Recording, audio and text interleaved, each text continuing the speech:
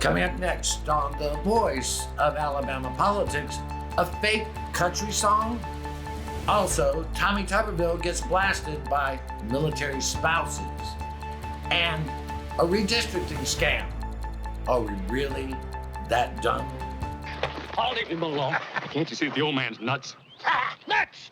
Nuts, am I? Let me tell you something, my two fine bedfellows. You're so dumb there's nothing to compare you with. You're dumber than the dumbest jackass. I guess so. All this and much, much more coming up next on The V.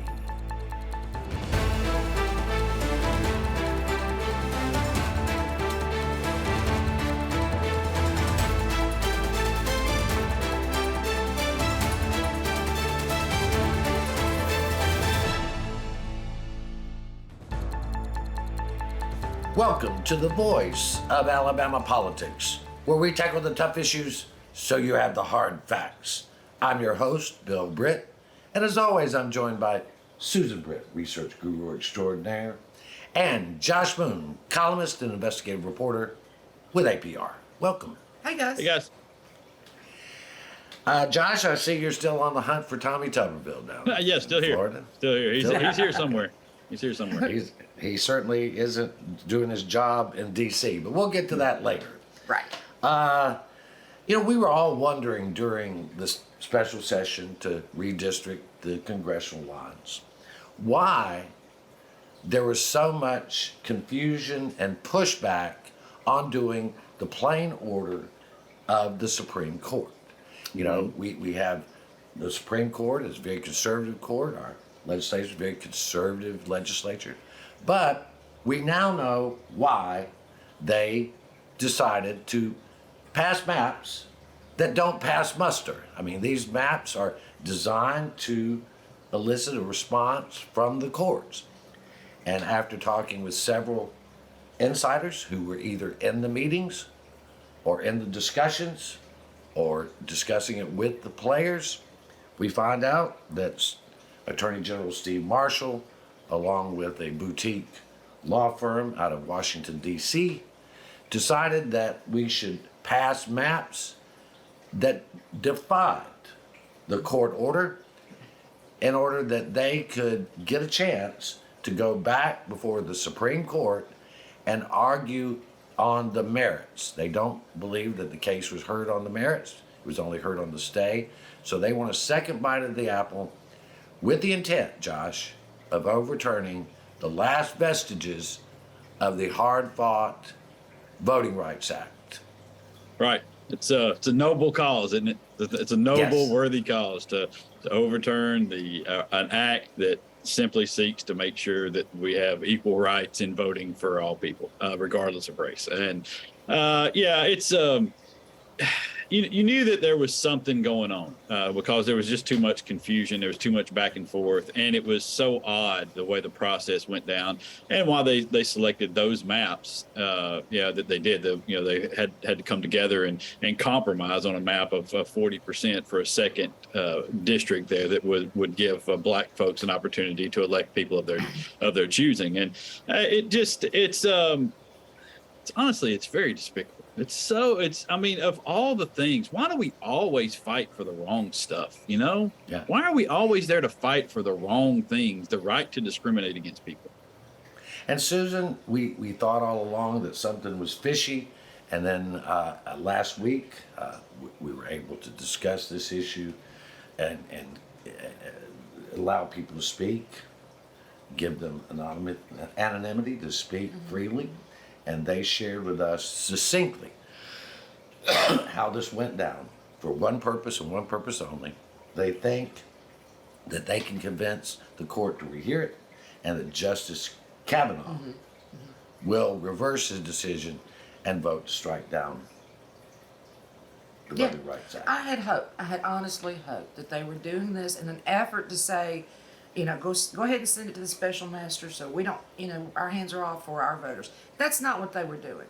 They were deliberately plotting to send it back to the Supreme Court to get it heard so that Steve Marshall can save face because he did not defend he didn't show up for the last one. So this is his attempt to save face in an effort to get to a higher position.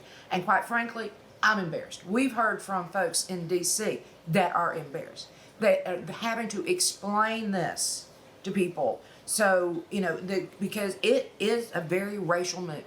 I mean, this is very racist. And Josh, we understand that Speaker Ledbetter and Republicans in the House did not want to pass this type of map, but after failed negotiation with the Senate, they just threw up their hands and went, okay, well, hopefully So much so that Representative Pringle will not allow his name to be on that bill. It's that bad. I mean, it really is, it seems like the House leadership saw that this was a ploy, a scheme, to do the wrong thing and resisted it. But at some point, you got to pass something. So that's what they did. But I really find it interesting that they went along, that the leadership in the Senate went along with this hostile takeover and defy the courts for the reason of disenfranchising black people in Alabama. Yeah, I mean and listen, I can certainly blame Steve Marshall for pushing the idea or recommending the idea or whatever, but these are grown men. Okay, yeah. I mean these are grown men that were elected to represent their constituency. A good number of them, even the Republicans, represent a large number of black citizens in this state, and they owe it to them to represent them well and fairly. And it's shameful to watch them do this. And I'm not cutting them slack for saying, oh well, Steve Marshall recommended this. So I mean, you could how many things has Steve Marshall recommended that you didn't do? And right. It's honestly despicable to me to watch these folks go after the Voting Rights Act as though it's going to be some form of triumph for them. And to say that this is our goal is to upend the Voting Rights Act, and we don't have to do this when, if you put into context where we are in this state right now, all right, we don't have a single black statewide elected official. We don't have a single black Supreme Court justice. We don't have a single black appeals court justice. We have one cabinet member who is black, because we got rid of the second cabinet member because she was too woke, because she had training manuals for the pre-K program, even though the pre-K program is the only damn program in the entire state that's ever overachieved.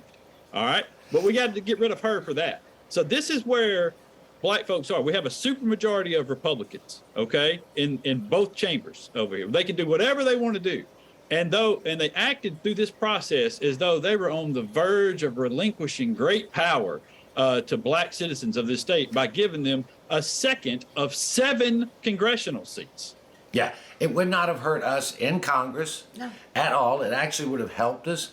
I mean, that Kevin McCarthy called down and spoke with Representative Livingston and said, you got to help me out. You got to get this done. I don't want to lose my majority. You know why? Because the only way they keep the majority is by disenfranchising voters. Because they don't, and and if it was Democrats, I'd say the same thing. Yes. Republicans do not have any ideas for governing. Look at what they're doing.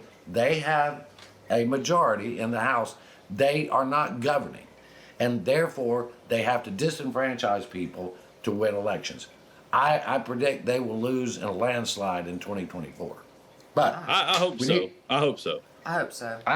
They need to learn the lesson that all this culture wars and race baiting does not work anymore. That's all they're doing. They're not coming out with policy. They're not coming out with plans to improve the state. They're basically just bullying, transgender and all these groups instead of actually doing something. What kills me about this whole thing, well, I'm sorry, just one thing. What kills me about the whole thing is their hero, the hero of the Republican Party, Ronald Reagan. Okay, if you look back at Ronald Reagan, and yes, there was a lot of rhetoric and there was a lot of racism and there was a lot of things that he did that I disagree with, but he had policies.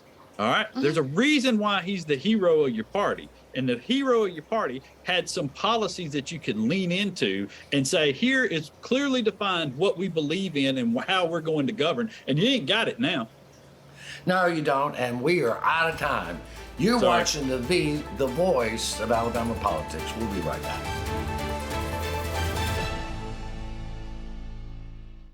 Your home is your most valuable asset. But what if someone tried to steal it from you? Property fraud is one of the fastest growing areas of fraud in the country today. As a district attorney, I've seen firsthand the devastating effects of property fraud. That's why I'm proud to support the Montgomery County Probate Court's REACT program. REACT is designed to protect your property and to give you peace of mind. By signing up, you'll receive an email notification if a document is filed against your property. This program is a game changer. It has the potential to prevent fraud and protect countless homeowners throughout Montgomery County. So don't wait. Sign up for REACT today and protect your home.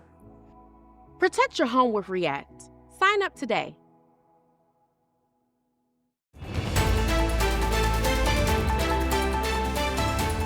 Welcome back to the voice of Alabama politics. We were talking about Senator Tommy Tuberville from the state of Florida, who represents Alabama as our senior senator.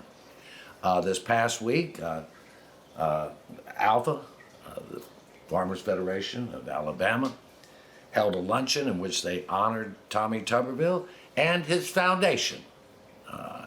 At the same time, they were applauding a foundation that's under audit because it appears it's been used improperly. The military spouses have blasted Tuberville for being unpatriotic, for holding up the promotions of flag officers and generals. Because when you hold up flag officers and generals, it filters down to the men and women on the front lines of combat and their families. Because transfers are not made, raises are not given, promotions are not given. Our generals have said on the record that it hurts our readiness. Our families now, Josh, are saying it's hurting their families. Yeah, and it is, and it's really remarkable to see the of all things that foundation be honored with a luncheon. I mean, it just is. Even Tuberville and his staff have admitted that there are huge problems with that. His staff just last week to the Washington Post admitted that they had been under audit for years and had to change out the board and do all sorts of things. And it was because of problems that popped up during the campaign when people started to notice that the Tuberville Foundation had given very little money to veterans charities. Less than a third, I believe, it was reported at the time. Yeah. Let's not forget also that these are families. Now, when you get a promotion in the military, a lot of times that involves you moving. Yes. Well, you can't. They're caught in limbo. They can't sell their house. They can't buy a new house. They can't get their children registered in new schools. I mean, this is not just about the pay raise or just about the promotion. This is causing families much distress over something that he has no control over. By just running his mouth, he could actually go back and try to change the law that allows this. But the thing is, and he says he's holding this up because the federal government and the military is paying for travel for women that not the abortion, just the travel. Just the travel and lodging for women who are needing abortions. And he acts like this is something that's against the law. It is not against the law. The Hyde Amendment, which is what he should be referring to, does not disallow this to be done. If he doesn't like the law, he can change the law. He's a senator. But you have to show up and participate in the Senate to change the law. All Tommy Tuberville is doing is making enemies in Washington, enemies in the military, over an ideological bent that I truly question he sincerely holds. I think this is a man who wants to be relevant. He has 4 million Twitter followers, and that makes him happier than winning a Super Bowl, probably. Yeah, but not that he ever could. But the problem is that he's making enemies for Alabama. Yes. Right now they're enemies for him. But in the future, it's going to be enemies of Alabama. Yeah, it is it's a DOD policy, that they pay for this travel. And it's not a new thing necessarily. It's new only in the sense that they have just recently overturned Roe v. Wade. And so now this policy can be used to also cover abortion services and other reproductive services as well that may be outlawed in the state where a military member resides or, is stationed against, that's where they go. They have to go there. And so, they travel to those places, to a different state to receive these services. All you're doing is paying for the travel for them to do that, as you would with any other medical service that was not available in the state. And so it's such a ludicrous situation that he's gotten himself into, and he can't get himself out of it at this point because now he's drawn so much attention to himself with this. And I honestly, I hope it backfires bigly, as his favorite person likes to say. Well, and somebody tried to make an excuse that why we were having so much trouble with Space Command headquarters being relocated here was because of some other reason. No, it's because of Tommy Tuberville. And it's because of the backwards policies that we enact in this state.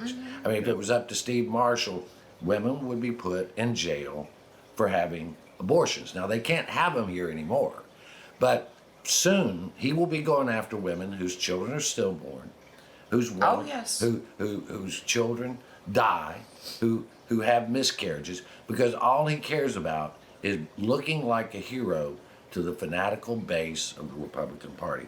But let's by contrast.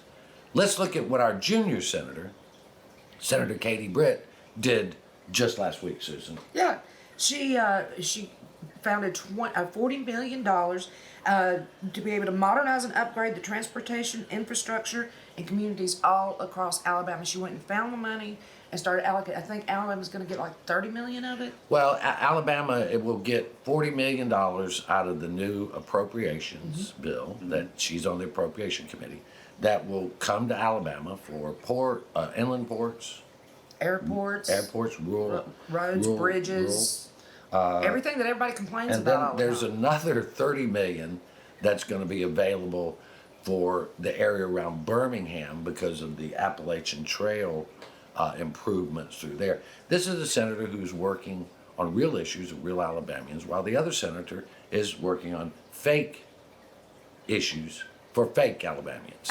Katie Britt is actually going to work. Yeah. She's going to work with Alabama in mind, and she's also being an ambassador for Alabama of how the rest of us are in Alabama, not Tommy Tuberville. Well, Tommy Tuberville is neither an Alabamian nor does he live in the state. No, and he's not going to work. He doesn't really like working. She goes to work on these bills. He just goes over here and screams in a corner somewhere. And all those black players that used to work for him in college football are just so proud. Proud. Yeah, they're so proud they won't talk.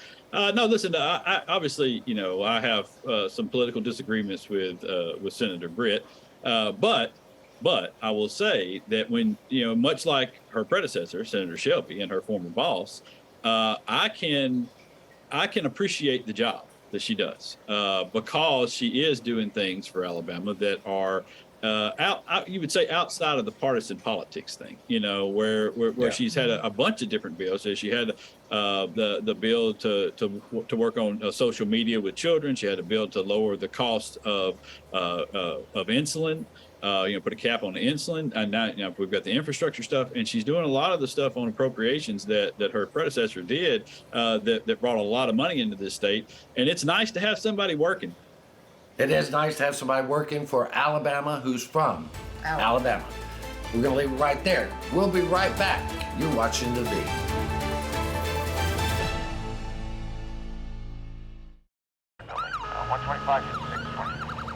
As a paramedic, you wouldn't believe the things that we've seen. I've seen all types of horrible things. I mean, we're there basically picking up the pieces from your worst day. Everyone is just driving and not paying attention. We all have the same goal.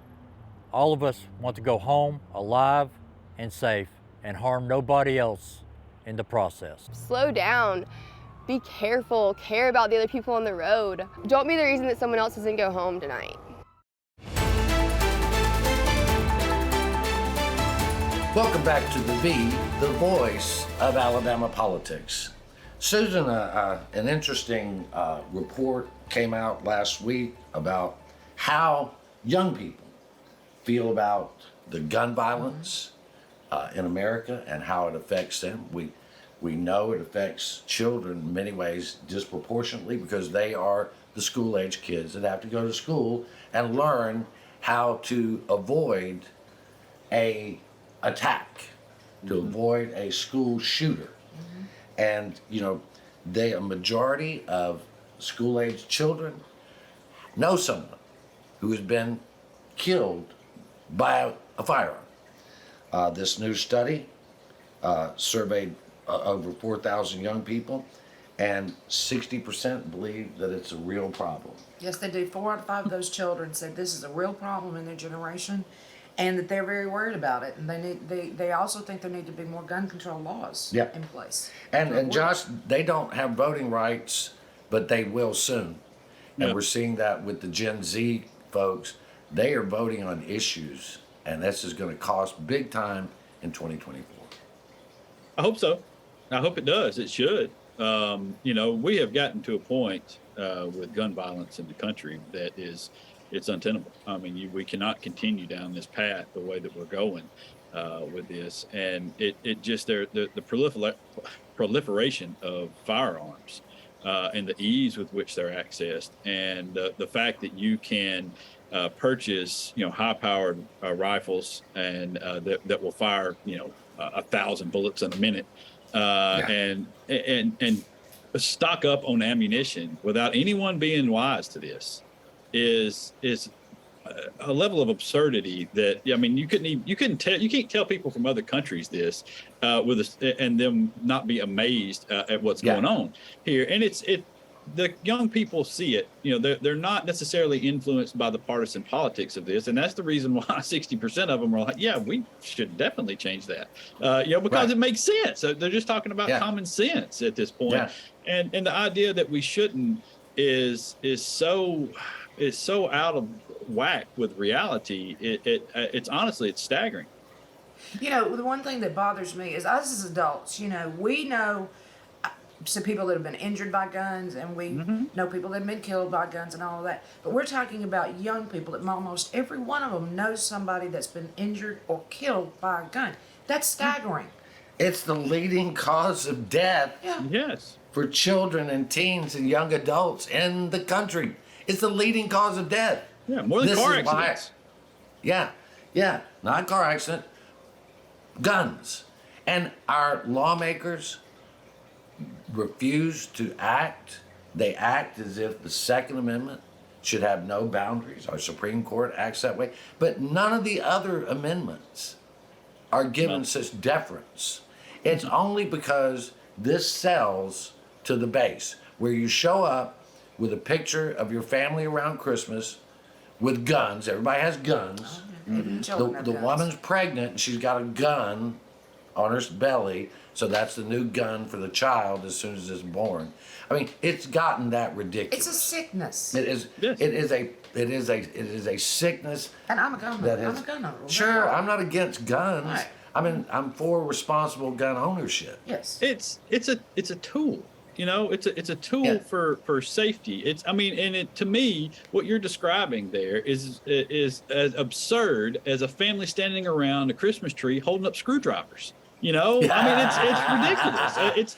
It honestly, it is. I mean, if you want to have a gun, okay, you think that makes you safe. You want this as a tool to protect your family or protect yourself or go hunting or whatever. Okay, that's fine. Use it as the tool in which it was intended and in which way people treated it for, 100 years or more in this country, and stop with this nonsense where it's glorified to the point your masculinity is wrapped up into this thing, and you're posing with it on Facebook. And I can't remember the comedian that said it. If it's truly about safety, are you also going to be posing with a security door, and holding up a big picture of a deadbolt? And it's nonsense.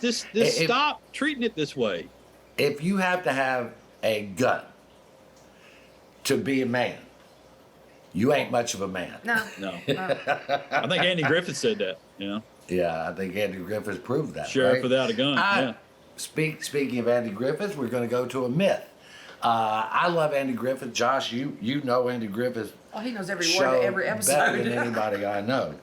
But this song, Try That in a Small Town, has become a phenomenon. It's a big hit. It's also been a talking point about glorifying violence, glorifying country life, and how rural living is so much more acceptable and American than urban living.